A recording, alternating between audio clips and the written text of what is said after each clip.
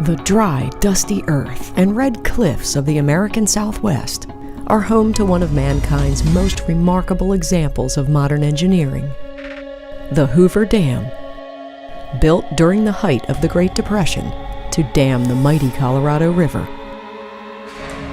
The 60-story structure would require 21,000 people, 5 years, and enough concrete to pave a highway stretching from San Francisco to New York City. The project's success is responsible for creating the largest man-made water reservoir in the United States, Lake Mead. Lake Mead was formed after the construction of Hoover Dam in the 1930s, which led to the establishment of America's first national recreation area. Designed primarily as a flood control mechanism and reservoir, Lake Mead's existence has been fundamental to the historical growth of the surrounding urban areas. But that's not our story. Our story rests at the bottom of the lake, where at its depth there lies a fascinating archaeological relic that is evidence to an unlikely period in American history. Lake Mead National Recreation Area is surrounded by nearby military bases and testing ranges. From Nellis and Creech Air Force bases to the Nevada Test and Training Range, the park has had a decades-long partnership with America's military. In 1948, that relationship became a formal part of our park story. The isolated desert location made it an ideal testing site for top-secret government operations. During the Cold War's infancy, the United States military began test runs on a modified B-29 Superfortress, a giant of the skies.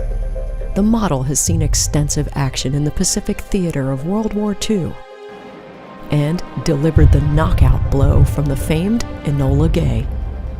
In 1948, with nuclear threats between the US and Russia beginning to escalate, the heavy bomber was an ideal candidate to research and field test new weapons technologies. The concept was to have a device inside the B-29 called the Sun Tracker. The Sun Tracker would measure how light passes through an optical design, and where that was eventually going to lead to is missile guidance system. So it really helped develop the Sidewinder missile in particular. So on that particular day, the crew was flying and conducting these upper atmospheric tests. They would start at 30,000 feet, they would fly at different levels, and then finally the chief scientist of the mission that day told the pilot to, quote, fly as low as possible, and the pilot took that a little too close to heart. The flying conditions couldn't be more perfect. A beautiful, clear, calm and sunny day with minimal wind. But as the plane descended, the glass conditions from the lake's smooth surface reflected sunlight back towards the pilot's cockpit, making it extremely difficult to properly gauge altitude. To make matters worse, the plane's altimeter was not properly calibrated, rendering it useless. Traveling at speeds of 250 miles per hour, the crew wouldn't realize their mistake until it was too late.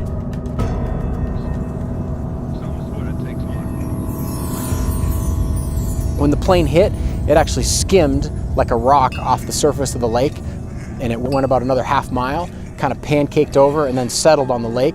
It lost its number 1 and number 3 and number 4 engines on the crash.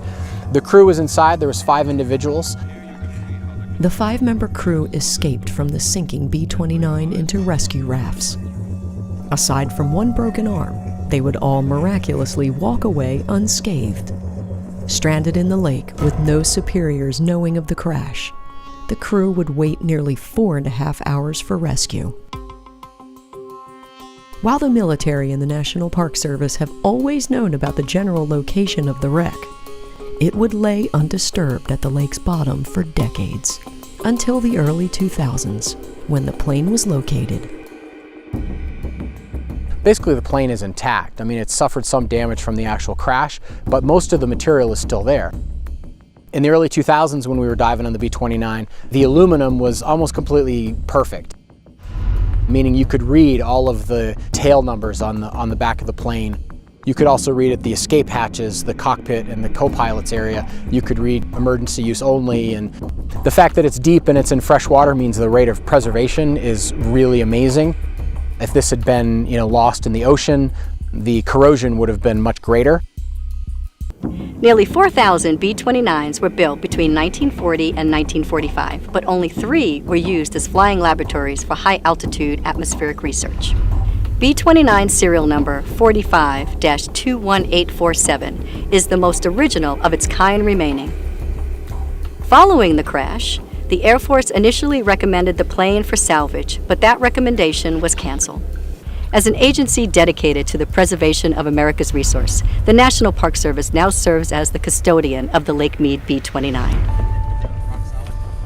As stewards to Lake Mead and its submerged resources, the National Park Service continues to monitor and preserve the sunken B-29 bomber.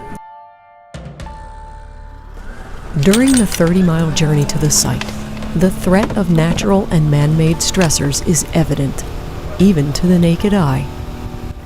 Lake Mead is a fluctuating reservoir. Its elevation has varied tremendously over its lifespan, but the plane still rests at great depths. Highly skilled divers from the National Park Service Submerged Resource Center dive on the plane regularly to assess its condition. So the question comes after we find it.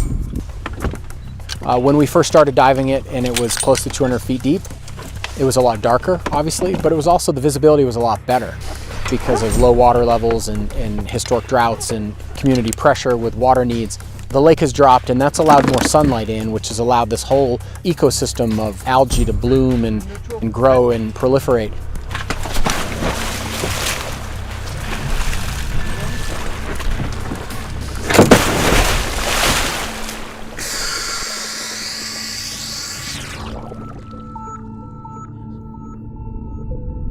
While the water's green glow can limit the diver's visibility, there's no escaping a peculiar sight.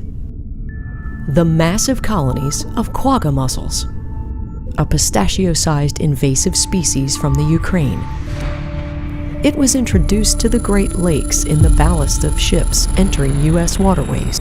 The National Park Service over the past few years have conducted a series of studies to look at the effects of these invasive quagga mussels. And what we've seen so far is the quaggas actually have a way of embedding themselves in the aluminum by eroding some of the aluminum skin. So there is some level of damage that the quaggas are doing. But it's not really an issue from a resource management perspective that we can address. There's no way to remove the quaggas, or there's no way to keep the quaggas from growing on the plane. And we'll continue to monitor as the years go by the degradation of the resource or how destructive these particular quaggas are. But for now, it's just kind of a monitor and evaluate on an annual basis. Although the unsightly mussels have spread to the B-29, leaving blemished growths throughout its exterior, the wreck is still a breathtaking sight. And there right before you is just this big, large tail section. And it's just kind of looming up into the water column above you. In the cockpit, what you have is kind of a smashed in front from the actual crash. And the things that you see in there are exactly as they were when the crash happened in 1948. So on the co-pilot side, there is the headset that the co-pilot wore is actually hanging still on the stick of the co-pilot side. It's just dangling right there. Laying between the seats is a parachute that was caught from one of the 5 crew members who was trying to get out that day. It got hung up and they managed to cut him free from it. On the pilot side, you can see the stick. You get a lot of information about, the last seconds of the plane before they had to ditch. The public has been granted limited access to the site through guided dives with permitted companies. And the National Park Service is doing their part in preserving and protecting this historical and cultural landmark for future generations to come. Because the Lake Mead B-29 is such a unique, significant resource, we have to balance recreational access with protection. We are charged with preserving the stories of America's past and sharing them with future generations. Over the next 100 years, we want visitors like my nieces and nephews to be able to experience this moment in history. Through virtual experiences like this, everyone, even people like me that don't scuba dive, can now enjoy the Lake Mead B-29, a historic part of America's most diverse national recreation area.